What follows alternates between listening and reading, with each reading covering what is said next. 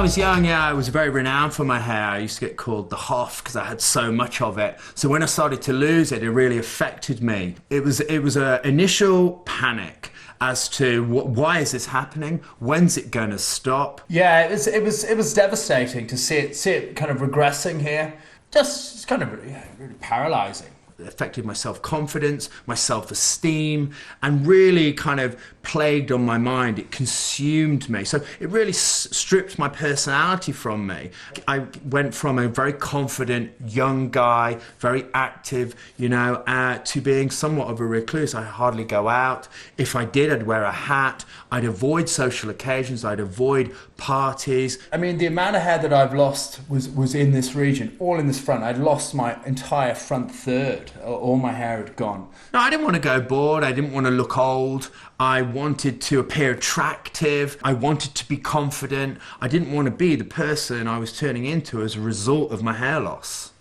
When I started to lose my hair, I tried countless products, vitamins, concealers, lotions, sprays, shampoos, various different things that are out there on the market and still are initially. And then I realized through trial and error that they weren't really successful and they didn't really help me that much. The decision for me to initially embark on a hair transplant was as a process of trying pretty much everything up until that point. So I've had 11 hair transplant procedures over the course of the last 15 years.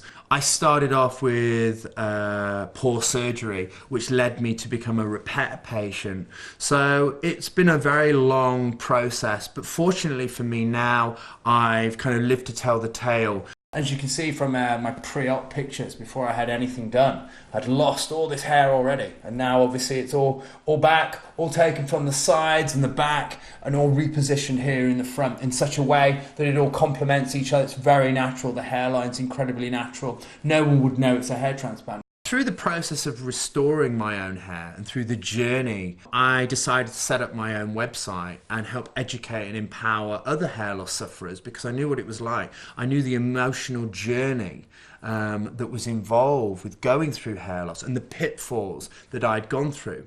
I wanted to try and help people avoid those same mistakes I'd made. The most common question I get asked is, how can I stop this from happening? How can I stop my hair loss? And what is important is for guys to understand that the sooner that they can prevent further loss, the better, because hair loss is progressive. You're not necessarily going to be able to regrow your hair, but you can stop your hair loss by proven treatments. You don't necessarily have to go down the hair transplant route.